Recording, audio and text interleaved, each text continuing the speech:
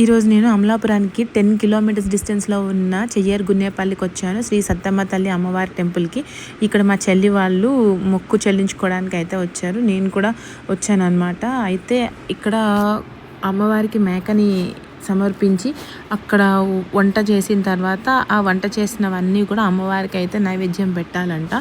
ఇక్కడ అమ్మవారు చాలా పవర్ఫుల్. మేమైతే నైవేద్యం చెల్లించడానికి అయితే తీసుకెళ్తున్నాము. ఇంకా చీర, పసుపు, కుంకుమ ఇవన్నీ కూడా సమర్పించడానికి అయితే వెళ్తున్నాము.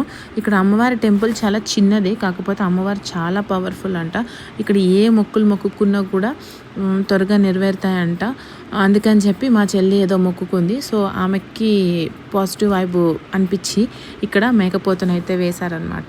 దానికోసం అని చెప్పి నేను హైదరాబాద్ నుంచి ఆంధ్రాకి అయితే వెళ్ళాను.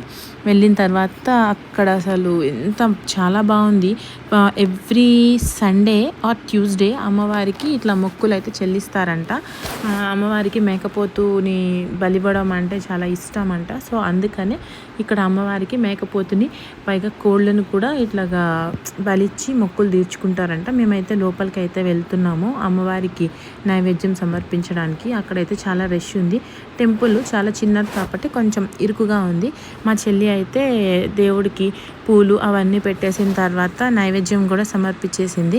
తర్వాత నేను కూడా లోపలికి వెళ్ళి చీర, పసుపు, కుంకుమ, పూలు ఇవన్నీ కూడా అమ్మవారికి ఇచ్చేసి మొక్కుకుని అయితే మేమైతే బయటకు వచ్చాము. ఫంక్షన్ అయితే చాలా బాగా జరిగింది.